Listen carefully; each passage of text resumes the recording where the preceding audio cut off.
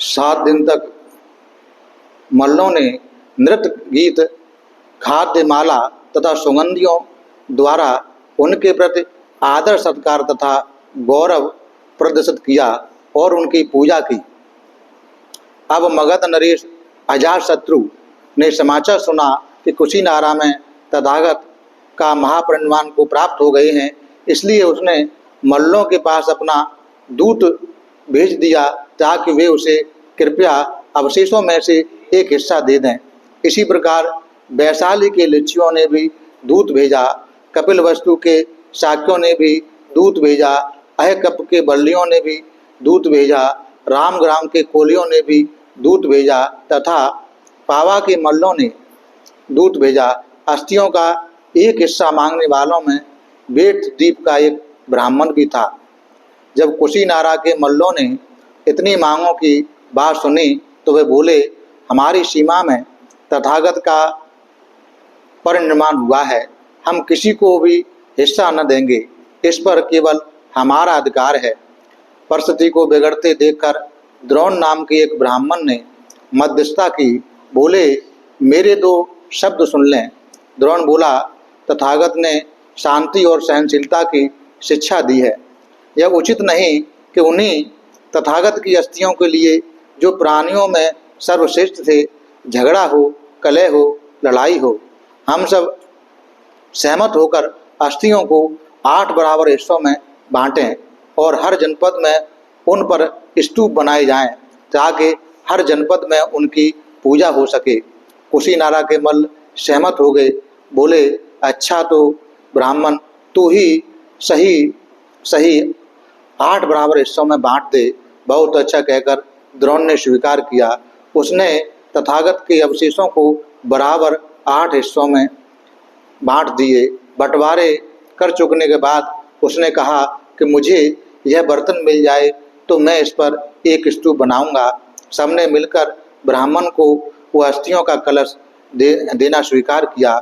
इस प्रकार तथागत की अस्थियों के हिस्से हो गई। जिस झगड़े का अंदेशा था वह शांति से निपट गया। 8वें में भगवान बुद्ध बाबा साहब बुद्ध गीत के बारे में लिखते हैं, यह बात श्रावस्ती में ही घटी। उस समय बहुत से भिक्षु यह सोचकर कि जब चीवर तैयार हो जाएगा 3 महीने के बाद तथागत चारका के लिए निकल पड़ेंगे, तथागत के लिए निकले एक चीवर तैयार कर रहे थे। ये अलग से लगा दिया। उसी समय इस दत्त तथा पूर्ण नाम के 2 राज्याधिकारी किसी काम से साधुका में ठहरे हुए थे। तब उन्होंने यह समाचार सुना, कहते हुए कि बहुत से भिक्षु यह सोचकर चीवर तैयार हो जाएगा 3 महीने के बाद तथागत चारका के लिए निकल पड़ेंगे, तथागत के लिए चीवर बना रहे थे। तब इसी दत्त और पूर्ण ने एक आदमी को सड़क पर नियुक्त कर दिया। उसे कहा, ज्यों ही तुम उन भगवान अरहत सम्यक संबुद्ध को आते देखो, तुरंत आकर इसकी सूचना हमें देना। 2-3 दिन तक वहीं रहकर प्रतीक्षा करने के बाद उसने कुछ दूर से ही तथागत को आते देखा।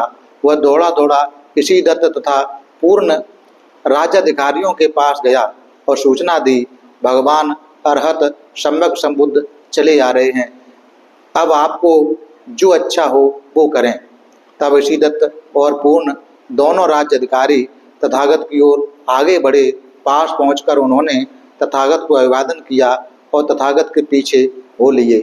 तब तथागत सड़क से हटकर एक वृक्ष के नीचे बिछे आसन पर जा बैठे। इसी दत्त और पूर्ण राज्याधिकारी भी तथागत को नमस्कार कर एक ओर बैठ गए। बैठ चुकने पर उन्होंने तथागत से कहा, भगवान, जब हमने सुना कि तथागत कौशल जनपद में चारका करेंगे तो हम निराश हो गए और हमारा दिल छोटा हो गया। हाय, अब तथागत हमसे दूर हो जाएंगे। भगवान, जब हमने सुना कि तथागत कौशल जनपद में चारका करने के लिए श्रावस्ती से निकल रहे हैं तो हम निराश हो गए और हमारा दिल छोटा हो गया। हाय, अब तथागत हमसे दूर हो जाएंगे। भगवान, फिर जब हमने सुना कि तथागत कौशल जनपद को छोड़कर मल्ल जनपद में चारका के लिए निकल जाएंगे वे पैदल चले गए और हम निराश हो गए। भगवान फिर जब हमने सुना कि तथागत मल्ल जनपद को छोड़ बज्जी जनपद चले जाएंगे, वे वास्तव में चले गए। बज्जी छोड़कर काशी चले जाएंगे, वे वास्तव में चले गए।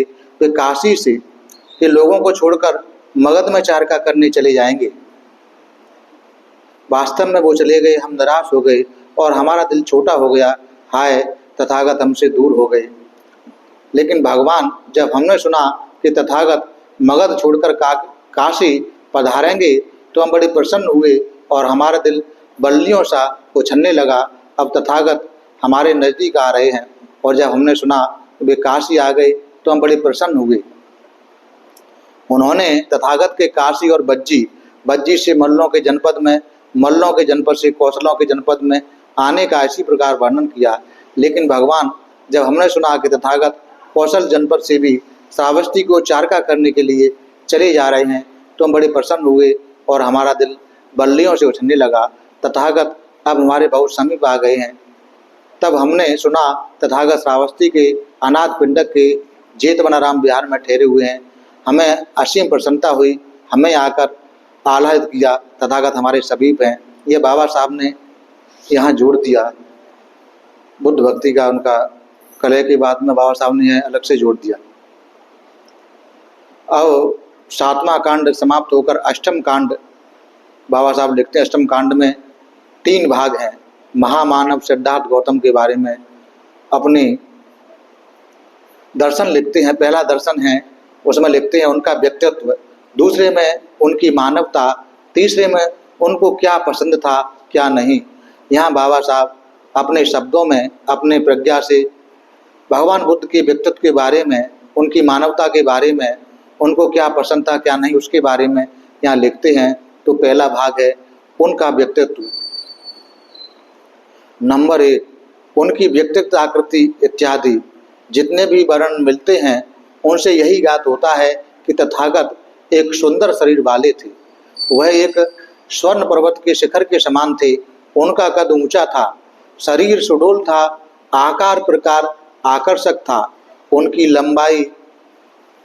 लंबी लंबी बाहें, उनकी शेर की सी चाल, उनकी वृषभ की सी आँखें, उनका सौंदर्य, उनकी स्वर्ण समान दीप्ति, उनकी चौड़ी छाती सभी को अपनी ओर आकर्षित करती थी। उनकी भौहें, उनका माथा, उनका चेहरा, उनकी आँखें, उनका बदन, उनके हाथ, उनके पाँव तथा उनकी चाल, उनके शरीर के किसी भी हिस्से पर जिसकी भी आँखें पड़ीं वे फिर वहाँ से हिल ना सकीं। जिस किसी ने भी उन्हें देखा उस पर उनकी तेजस्विता, उनकी सामर्थ्य, उनके अनुपम सौंदर्य का प्रभाव पड़ा। उनका दर्शन होने पर कहीं जाने वाले रुक जाते, जो खड़े होते वो पीछे चल देते, जो शांतिपूर्वक धीरे धीरे चलते होते वे तेजी से दौड़ने लगते और जो बैठे होते वह तुरंत खड़े हो जाते। जो भी उनके दर्शन के लिए आता, कोई हाथ जोड़कर नमस्कार करता, कोई सिर झुकाकर नमस्कार करता, कोई स्नेह सिक्त होकर शब्दों से संबोधित करता, कोई भी बिना गौरव प्रदर्शित किए नहीं जाता था। वे सभी के प्रिय पात्र थे, सभी के आदर के भाजन थे। स्त्री पुरुष सभी उनके वचन सुनने के लिए उत्सुक रहते थे। उनका स्वर असाधारण रूप से मधुर था, गंभीर था, आकर्षक था, गतिमान था और स्पष्ट था। उनकी वाणी दिव्य संगीत के समान थी। उनका स्वर भी श्रोता के मन में आश्वासन पैदा कर देता था। उनकी तेजस्विता रोबीली थी। उनका व्यक्तित्व भी ऐसा था कि न केवल वे लोगों के स्वाभाविक नेता थे बल्कि उनके दिलों के देवता भी थे। उनको कभी श्रोताओं की कमी नहीं होती थी। यह बात विशेष महत्व की नहीं थी कि वे क्या कहते थे, वे कुछ भी कहें, सुनने वालों की भावनाएं बदल जाती थीं और उनकी इच्छा शक्ति उनके प्रबल इच्छा शक्ति के समान सामने झुक जाती थी। उनकी वाणी से ही उनके श्रोताओं को यह विश्वास हो जाता था कि जो कुछ भी वे कह रहे हैं वह अक्षरशः सत्य तो है ही, साथ ही उनकी मुक्ति का एकमात्र मार्ग भी है। उनके श्रोताओं को उनकी वाणी में वो सत्य के दर्शन होते थे जिसमें दासों को मुक्त कर देने की शक्ति थी, गुलामों को आज़ाद बना देने की ताकत थी। जब भी वे स्त्री पुरुष के बीच बातचीत करते, उनका गंभीर शांत स्वरूप लोगों के मन में एक आदर की भावना का संचार करता और उनकी मधुर वाणी लोगों को आश्चर्य और आनंद से विभोर कर देती थी। डाकू अंगुलीमाल और आलवी कि आदमखोर को कौन धर्म की दीक्षा दे सकता था, एक शब्द के द्वारा कौन राजा प्रसेनजित तथा रानी मल्लिका का मेल करा सकता था। जिस पर उनका मंत्र चल जाता वे सदा के लिए उन्हीं के हो जाते। उनका व्यक्तित्व ऐसा ही आकर्षक था। इस प्रकार बाबा साहब ने उनके व्यक्तित्व के बारे में लिखा। दूसरे में आंख से देखने वालों के साक्षी। इस परंपरागत मत का समर्थन उन लोगों की साक्षी से हो जाता है जिन्होंने भगवान बुद्ध को उनके जीवन काल में देखा है, जिन्होंने उनसे भेंट की है।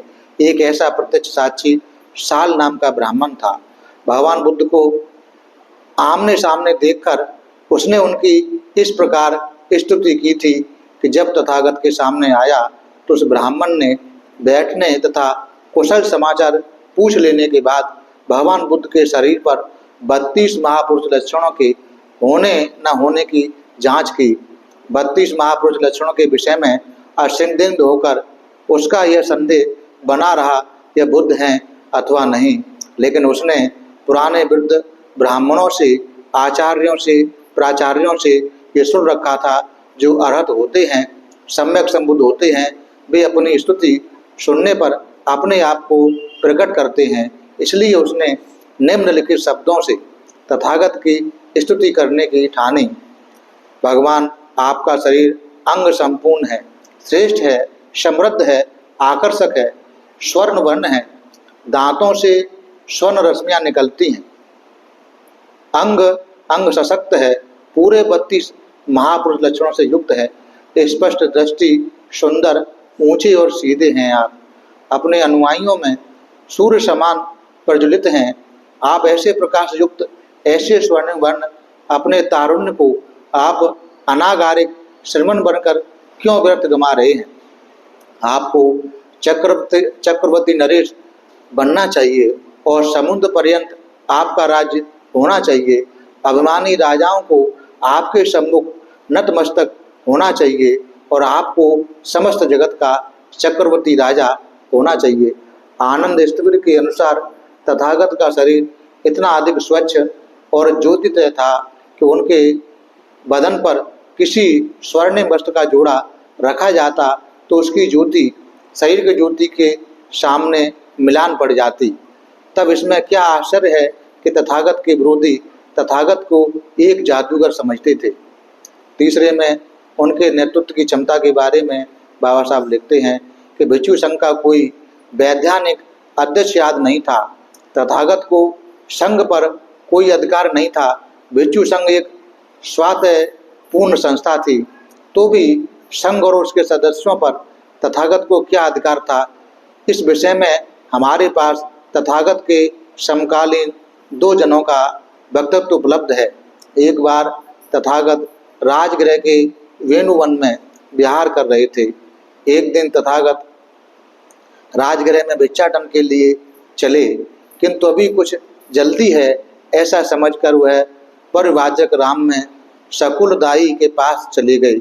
उस समय शकुलदाई बहुत से परिवाजकों से घिरा हुआ था।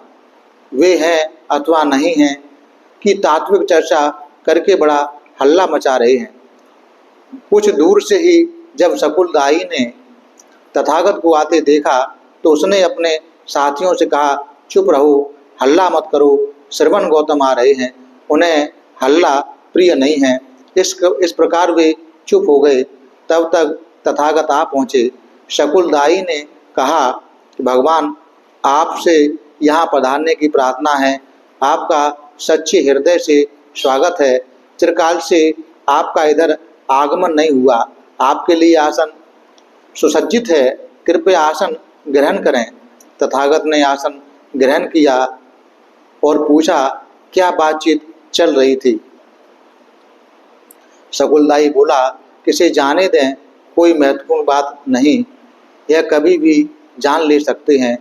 कुछ समय पूर्व जब नाना मतों के श्रवण ब्राह्मण संथागार में इकट्ठे हुए तो उनमें इस विषय पर चर्चा चली कि मगध के लोगों के लिए हम कितनी अच्छी बात है कि जितने गणाचार्य हैं, जितने विख्यात श्रवण हैं, जितने नाना मतों के संस्थापक हैं, जितने बहुत लोगों द्वारा आवृत हैं, वे सभी राजगृह में वर्षावास करने आए हैं। उनमें पूर्ण काश्यप, मखली गोसाल, अजीत केश कंबल हैं, पकुद कच्छायन हैं, निगंडनाथ पुत्र हैं, सभी विशिष्ट हैं और सभी यहाँ वर्षावास करने आए हैं। उनमें श्रवण गौतम भी हैं जो संघ के नायक हैं, ज्ञात विख्यात धर्मानुशासक हैं, धर्म संस्थापक हैं, अनेक लोगों के श्रद्धा के भाजन हैं। अब इन ज्ञात विख्यात विशिष्ट पुरुषों में कौन है जो अपने शिष्यों द्वारा यथार्थ विधि से आदृत होता है, सत्कृत होता है तथा सम्मानित होता है, और वे कैसे तथा कितने गौरव की भावना के साथ अपने गुरु के पास रहते हैं। कुछ ने कहा कि पूर्ण काश्यप का कोई आदर सत्कार नहीं करता, उसे अपने शिष्यों से कुछ भी गौरव प्राप्त नहीं है, वे अपने गुरु के प्रति तनिक भी गौरव का भाव नहीं रखते हैं। ऐसा ही अवसर रहा है। पूर्ण काश्यप अपने कुछ 100 अनुयायियों को उपदेश दे रहा है। तब तक एक शिष्य बीच में ही बोल पड़ा कि पूर्ण काश्यप से मत पूछो, वह इस विषय में कुछ नहीं जानता, मुझे पूछो, मैं जानता हूँ, मैं आप सबको ये बातें समझा दूंगा। तब पूर्ण काश्यप ने आंखों में आंसू भरकर हाथ फैलाकर कहा, चुप रहो, हल्ला मत करो। दूसरे भाग में बाबा साहब भगवान बुद्ध की मानवता के बारे में लिखते हैं, उनकी करुणा के बारे में लिखते हैं। एक बार जब तथागत श्रावस्ती में ठहरे हुए थे तो कुछ भिक्षुओं ने आकर शिकायत की कि कई देवगण आते हैं, उन्हें हैरान कर देते हैं तथा उनकी ध्यान भावना में बाधा उत्पन्न कर देते हैं।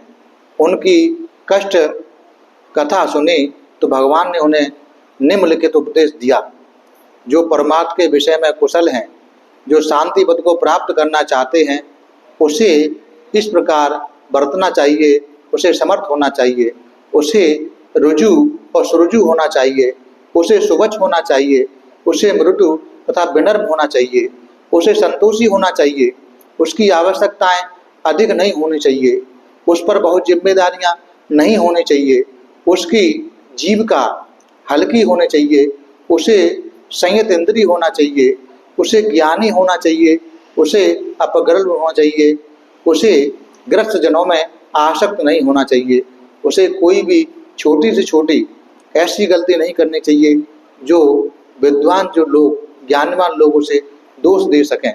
उसकी यही कामना होनी चाहिए कि सभी प्राणियों का मंगल हो, सभी प्राणी सकुशल रहें, सभी प्राणी सुखी रहें। कैसे भी प्राणी हों, दुर्बल हों, सबल हों, ऊंचे हों या नीचे हों, मध्यम कद के हों या छोटे कद के हों, आकार के हों, बड़े आकार के हों, छोटे आकार के हों, कोई भी हों, सभी चाहे देखे गए हों चाहे नहीं देखे गए हों, चाहे समीप रहते हों चाहे दूर रहते हों, चाहे पैदा हो गए हों चाहे पैदा होने वाले हों, सभी प्राणी सुखी रहें। कोई एक दूसरे को धोखा ना दे, कोई किसी से घृणा ना करे, कोई किसी का बुरा ना चाहे, कोई किसी से द्वेष ना करे। जैसे माँ अपनी जान देकर भी अपने इकलौते पुत्र की रक्षा के लिए तैयार रहती है, वही भाव आदमियों का सभी प्राणियों के प्रति रहना चाहिए। उसे समस्त लोक में अपनी असीम मैत्री का संचार करना चाहिए। ऊपर नीचे तिर्यक बिना किसी बाधा के द्वेष भाव से सर्वदा रहित होकर, चाहे वह खड़ा हो, चलता हो, बैठा हो, लेटा हो, जितने भी समय भी जागता रहे, उसे अपनी सतत जागरूकता बनाए रखनी चाहिए। यही श्रेष्ठ जीवन है। किसी मिथ्या दृष्टि में ना पड़े, शीलवान हो, ज्ञानी हो, इंद्रिय सुखों में आसक्त न हो। ऐसा होने से ही उसे पुनः पुनः गर्भ में नहीं आना पड़ता। थोड़े शब्दों में भगवान बुद्ध ने उन्हें अपने शत्रुओं से भी प्रेम करने को कहा। यहाँ बाबा साहब ने जो करनी में सुत का हिंदी में अनुवाद अपने शब्दों में करके दिया है। करनी में सुत में यही सारा कुछ है जो बाबा साहब ने अपने शब्दों में अनुवाद किया है। संसार के सारे प्राणियों के प्रति मंगल मैत्री की भावना के बारे में करनी में सुत बताता है, उसी के बारे में बाबा साहब ने लिखा है। दूसरे में दुखियों को दूर करने वाले मानसिक दुखों के महान चिकित्सक, यह बाबा साहब लिखते हैं। विशाखा को दी गई सांत्वना। विशाखा एक उपासका थी, वह रोज रोज भिक्षुओं को भिक्षा दान करती थी। एक दिन उसके साथ रहने वाली उसकी पोती बीमार पड़ी और मर गई। विशाखा के लिए शोक असहन हो गया। उसकी दाह क्रिया के बाद में वो भगवान बुद्ध के पास गई और आंसुओं से गिराती हुई एक ओर बैठ गई। तथागत ने पूछा, विशाखे तू दुखी और शोकाकुल आंखों में आंसू गिराती क्यों बैठी है? उसने अपनी पोती की मृत्यु के बारे की बात कही और कहा वह बड़ी आज्ञाकारिणी थी, उस जैसी मिल नहीं सकती। भगवान कहते, विशाखे श्रावस्ती में कुल कितनी लड़कियां होंगी? भगवान लोगों का कहना है कि करोड़ों। यदि वे सभी तुम्हारी पोतियां हों तो क्या तुम उनको प्यार नहीं करोगी? भगवान निश्चय से प्यार करूंगी। और प्रतिदिन श्रावस्ती में कितनी लड़कियों की मृत्यु होती है? भगवान अनेकों की। तब तो एक क्षण भी ऐसा न जाएगा जब तुम किसी न किसी के शोक में व्याकुल न होगी। भगवान सत्य है, तब क्या तुम दिन रात रोती रहोगी? भगवान आपने ठीक ठीक समझा दिया, मैं समझ गई और अब मैं शोक नहीं करूंगी। तो ठीक है, अब तुम शोक मत करो। इस प्रकार विशाखा को दुख से निकालने के लिए भगवान बुद्ध ने मानसिक इलाज किया था। दूसरे में कृष्णा गौतमी को जो मानसिक इलाज किया, तो उसके बारे में बाबा साहब लिखते हैं कि कृष्णा गौतमी का विवाह श्रावस्ती के एक व्यापारी के पुत्र से हुआ। विवाह के कुछ समय बाद वह पुत्रवती हुई। दुर्भाग्य से अभी उसमें चलने फिरने की ताकत भी ठीक प्रकार से नहीं आई थी। उसे सांप ने डस लिया और वह चल बसा। सांप के काटने का छोटा सा दाग बच्चे की मृत्यु का कारण कैसे हो सकता था? उसे यह विश्वास नहीं होता था उसका बच्चा वास्तव में मर गया है, क्योंकि इससे पहले उसने मृत्यु देखी नहीं थी। इसलिए उसने अपने पुत्र की मृतदेह ली और एक घर से दूसरे घर घूमने लगी। उसकी दशा ऐसी विचित्र थी, लोगों ने समझा वो पागल हो गई है। अंत में एक वृद्ध पुरुष ने उसे श्रवण गौतम के पास जाने का परामर्श दिया। उसके भाग्य से तथागत श्रावस्ती में ही थे, इसलिए वह तथागत के पास गई और अपने मृत पुत्र के लिए दवाई चाही। तथागत ने उसकी कष्ट गाथा और उसका विलाप सुना। तब तथागत ने कहा कि नगर में जाओ और किसी ऐसे घर से जहाँ कोई मरा ना हो सरसों के कुछ दाने ले आओ, मैं तुम्हारे बच्चे को जिला दूंगा। उसे यह बात अत्यंत सरल मालूम पड़ी। अपने मृत पुत्र की देह के लिए उसने नगर में प्रवेश किया, लेकिन उसे शीघ्र ही पता लगा वो कितने भ्रम में थी। उसे एक भी ऐसा घर न मिला जहाँ कोई न कोई मरा ना हो। एक गृहस्थ ने उसे कहा, जो जीते हैं वो थोड़े हैं, जो मर गए हैं वो ही अधिक हैं। तब तथागत के पास लौट आई और निराश और खाली हाथ। तब तथागत ने पूछा, कृष्णा गौतमी, क्या मृत्यु सभी के लिए नहीं है? क्या केवल उसी के साथ अप्रिय घटना हुई है, सभी के साथ नहीं होती? वह तब समझ गई और बच्चे को अंतिम क्रिया की। कृष्णा गौतमी कह रही थी कि सभी कुछ अनित्य है, यही नियम है। इस प्रकार उसका भी मानसिक इलाज किया। तीसरा, रोगी सुरसवा तथागत की सेवा। एक समय एक भिक्षु को अतिसार हो गया, वह अपने ही मल मूत्र में पड़ा था। आनंद स्थिर को साथ लिए घूमते घूमते भगवान बुद्ध उस भिक्षु के निवास स्थान पर पहुँचे। तथागत ने उस भिक्षु को देखा कि वह अपने ही मल मूत्र में पड़ा है। वह देखकर वे उसकी ओर गए और जाकर पूछा, भिक्षु तुझे क्या कष्ट है? भगवान, मैं अतिसार से पीड़ित हूँ। भिक्षु, क्या कोई तुम्हारी सेवा नहीं कर रहा? भगवान, नहीं। कि भिक्षु, ऐसा क्यों कि दूसरे भिक्षु तुम्हारी सेवा नहीं कर रहे? क्यों? भगवान, मैं भिक्षुओं के लिए किसी भी तरह उपयोगी नहीं हूँ, इसलिए भिक्षु मेरी सेवा नहीं करते। तब तथागत ने आनंद ईश्वर को कहा, आनंद, जा पानी ले आ, मैं इस भिक्षु का मल मूत्र साफ करूँगा। बहुत अच्छा कहकर आनंद ईश्वर ने स्वीकार किया तब पानी लाया गया, तथागत ने पानी गिराया, आनंद स्थिर ने उस भिक्षु का शरीर का मलमूत्र धोया। तब तथागत ने उसे सिर की ओर से उठाया, आनंद स्थिर ने पाँव की ओर से, दोनों ने मिलकर उसे उठाकर बिस्तर पर लिटा दिया।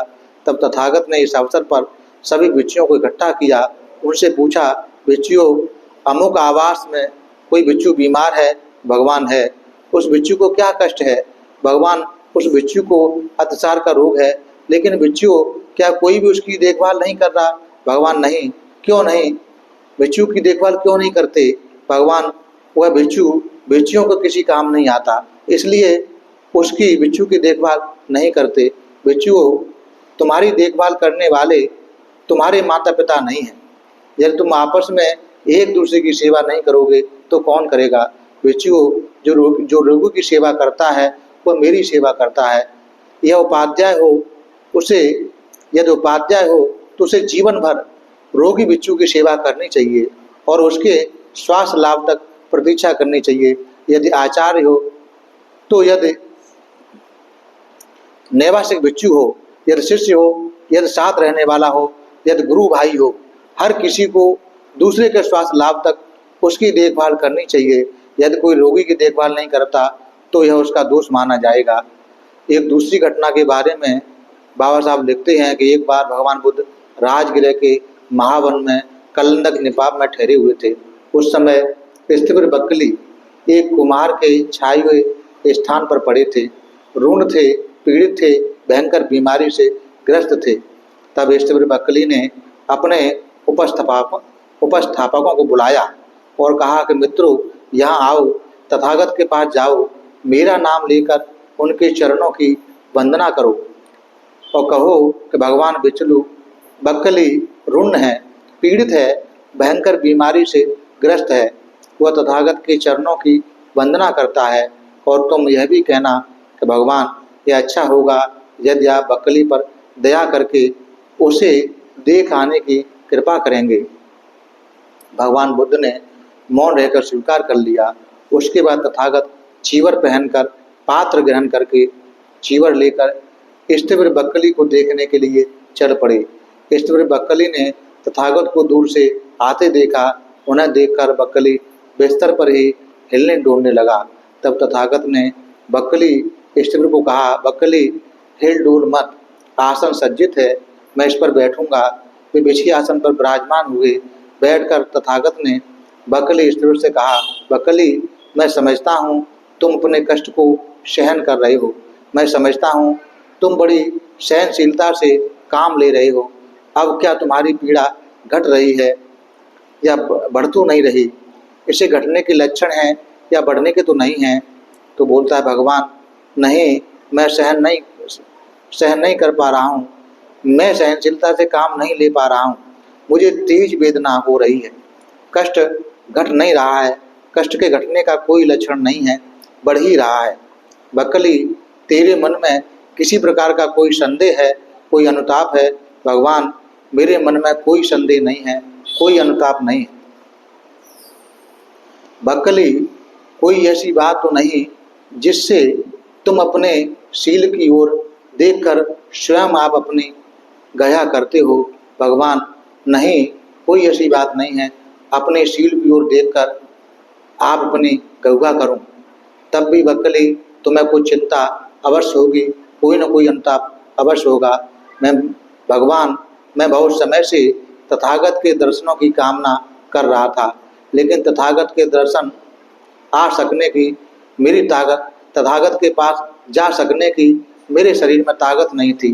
बकली, इस मेरे गंदे शरीर के दर्शन करने से क्या रखा है? जो धर्म को देखता है वो मुझे देखता है, जो मुझे देखता है वो धर्म को देखता है। बकली, जो धर्म को देखता है वो मुझे देखता है, जो मुझे देखता है वो धर्म को देखता है। इस प्रकार बकली को उपदेश किया।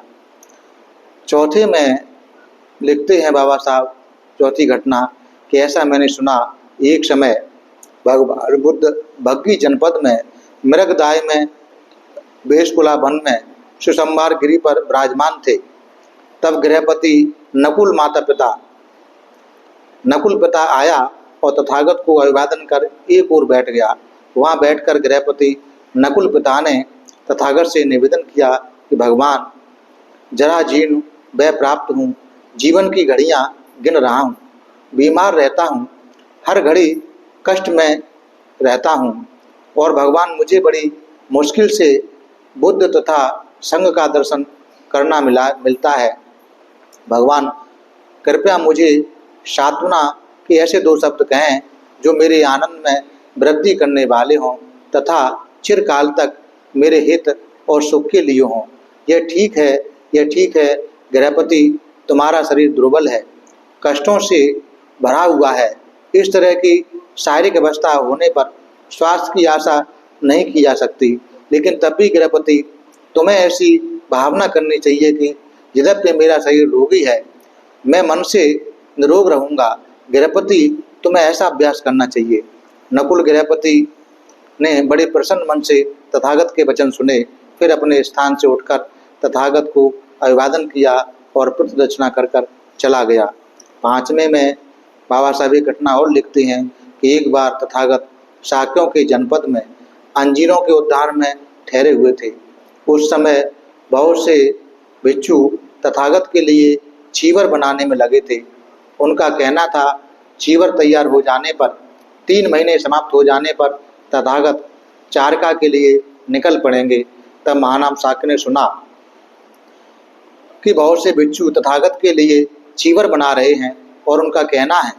तब तथागत के पास पहुंचकर एक ओर बैठे हुए महानाम ने तथागत से निवेदन किया कि भगवान, मैं सुनता हूँ कि बहुत से भिक्षु तथागत के लिए चीवर बनाने में लगे हैं। उनका कहना है कि चीवर तैयार हो जाने पर और 3 महीने समाप्त हो जाने पर तथागत चारका के लिए निकल पड़ेंगे।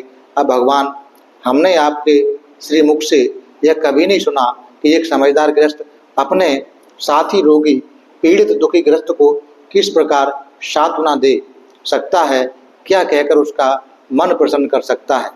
एक समझदार गृहस्थ को अपने साथी रोगी, पीड़ित, दुखी गृहस्थ को 4 तरह से सांत्वना देनी चाहिए। भाई, धर्म और संग में श्रद्धा रखो, उस सील में जो अखंडित रहने से, परिशुद्ध रहने से चित्त को शांति देता है।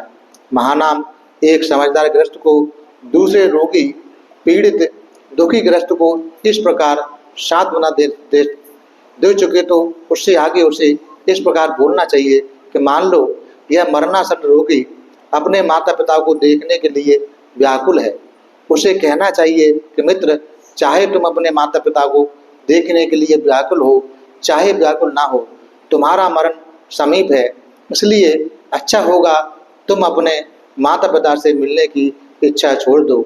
यदि रोगी कहे कि मैं माता पिता की कामना छोड़ दी तो उससे कहना चाहिए, मित्र, अभी तुम्हारे मन में बच्चों को देखने की कामना है, क्योंकि हर हालत में तुम मरणासन्न हो, इसलिए यह भी अच्छा होगा यदि तुम बच्चों की कामना को भी त्याग दो। इसी प्रकार उसे 5 इंद्रियों के सुख भोगों के बारे में भी कहना चाहिए। मान लो कि रोगी कहता है, मुझे 5 इंद्रियों के सुखों की कामना है, तो उसे कहना चाहिए, मित्र, इन 5 इंद्रियों के सुखों की अपेक्षा दिव्य लोक के सुख अधिक प्रणीत हैं। यह भी अच्छा होगा कि इन 5 इंद्रियों के सुखों का त्याग कर आप दिव्य लोक सुखों पर मन लगाएं। तब यदि रोगी कहे कि मेरा ध्यान दिव्य लोक के सुखों पर ही केंद्रित है, तो उसे कहना चाहिए, अच्छा होगा कि तुम अपना ध्यान ब्रह्मलोक के सुखों पर केंद्रित करो। और तब रोगी का मन वहीं केंद्रित हो जाए, तब उससे कहना चाहिए, मित्र, अपना यह ब्रह्मलोक भी अनित्य है, परिवर्तनशील है, उसमें भी ममत्व हो सकता है। मित्र, अच्छा होगा कि तुम ब्रह्मलोक की आशा का भी त्याग कर दो और ममत्व का मूल्योच्युत करने की ओर ध्यान लगा दो। और यदि रोगी ने ऐसा कर लिया तो जहाँ तक आश्रमों से मुक्त की बात है, तो जो सद्गृहस्थ है एक प्रकार से ममत्व से मुक्त हो सकता है उसमें, और जिस श्रावक के आश्रय क्षय किया है उसमें दोनों में कोई अंतर नहीं होगा। चौथे में असहनशीलों के प्रति सहनशीलता के बारे में लिखते हैं भगवान बुद्ध की असहनशीलता वो जो थे उनके पर कैसे सहनशील रहते उसके बारे में लिखते हैं। एक बार भगवान बुद्ध आलवक यक्ष की राज्य सीमा में आलवी में रहते थे। तब आलवक यक्ष तथागत के पास आया और बोला, श्रवण यहाँ से निकल। तथागत को उत्तर था, मित्र बहुत अच्छा। इतना कहा और वे बाहर चले गए। तब यक्ष ने आज्ञा दी, श्रवण भीतर आ जाओ। तथागत भीतर चले आए, बोले मित्र बहुत अच्छा। दूसरी बार भी आलवक यक्ष ने तथागत को कहा, श्रवण निकल यहाँ से। तथागत बाहर चले गए, बोले मित्र बहुत अच्छा। दूसरी बार भी यक्ष ने आज्ञा दी, श्रवण भीतर आओ। तथागत भीतर चले आए, मित्र बहुत अच्छा। तीसरी बार भी आलवक ने तथागत को कहा, श्रवण निकल यहाँ से। तथागत बाहर चले गए, बोले मित्र बहुत अच्छा। तीसरी बार भी यक्ष ने आज्ञा दी, श्रवण गौतम अंदर आओ, भीतर आओ। तथागत भीतर चले आए, मित्र बहुत अच्छा। चौथी बार भी आलवक ने यक्ष ने कहा, श्रवण निकल यहाँ से। इस बार तथागत ने कहा, मित्र मैं नहीं निकलूंगा, तुझे जो करना हो वो कर। यक्ष को क्रोध आ गया, बोला मैं एक प्रश्न पूछूंगा, श्रवण यदि मेरे प्रश्न का उत्तर ना दे सके या तो मैं तुम्हें पागल बना दूंगा या हृदय फाड़ डालूंगा, नहीं तो पांव से पकड़कर नदी के उस पार फेंक दूंगा। मित्र मुझे इस लोक में कोई भी ऐसा दिखाई नहीं देता जो या तो मुझे पागल बना सके या मेरे हृदय फाड़ डाले या मुझे पांव से पकड़कर नदी के उस पार फेंक दे। लेकिन तब भी तुझे जो प्रश्न पूछना है वो पूछ। तब आज आलवक यक्ष ने तथागत से निम्नलिखित प्रश्न पूछे, इस संसार में आदमी के लिए सर्वश्रेष्ठ धन कौन सा है? कौन सा कुशल कर्म सुखदायक है? रसों में मधुर रस कौन सा है? किस तरह का जीवन सर्वश्रेष्ठ जीवन कहा जाता है? तथागत ने उत्तर दिया, श्रद्धा सर्वश्रेष्ठ धन है। धर्मानुसार रहने से सुख मिलता है। सत्य का रस ही रसों में सबसे मधुर रस है। प्रज्ञा मूलक जीवन से बढ़कर कुछ नहीं है। आलवक यक्ष ने पूछा, आदमी बाढ़ को कैसे पार करता है? आदमी समुद्र को कैसे लांघता है? आदमी दुख का अंत कैसे करता है? तथागत ने उत्तर दिया, आदमी श्रद्धा से बाढ़ को पार करता है। आदमी अप्रमाद से सागर को लांघ जाता है। आदमी प्रयत्न से दुख का नाश करता है। आदमी प्रज्ञा से परिशुद्ध होता है। तब आलवक ने पूछा, आदमी ज्ञान कैसे प्राप्त करता है? आदमी धन कैसे प्राप्त करता है? आदमी यश कैसे प्राप्त करता है? आदमी मित्र कैसे प्राप्त करता है? इस लोक से परलोक को जाने पर आदमी को अनुताप कैसे नहीं होता? तथागत ने उत्तर दिया, निर्वाण प्राप्ति के लिए अरहतों तथा धर्म में श्रद्धा रखने से, आज्ञाकारी होने से, अप्रमादी होने से, ध्यान लगाकर सुनने वाला होने से आदमी ज्ञान प्राप्त करता है। जो उचित ही करता है, जो दृढ़ निश्चयी है, जो जागरूक है, वह धन प्राप्त करता है। जो देता है वह मित्र प्राप्त करता है। जिस श्रद्धावान उपासक में सत्य, सदाचार, सब्र और सदा सहता है तथा उदारता होती है, उसे मरने पर अनुताप नहीं होता। तब वो बोलता है, आओ जो दूसरे बहुत से श्रवण ब्राह्मण हैं उनसे भी पूछ लो, क्या सत्य, संयम, दानशीलता तथा सब्र से बढ़कर कुछ है? आलवक यक्ष बोला, अब मैं किसी दूसरे ब्राह्मण से क्यों पूछूं? आज मैं अपने भावी ऐश्वर्य से परिचित हो गया हूँ। निश्चय से तथागत मेरे कल्याण के लिए आलवी पधारे हैं।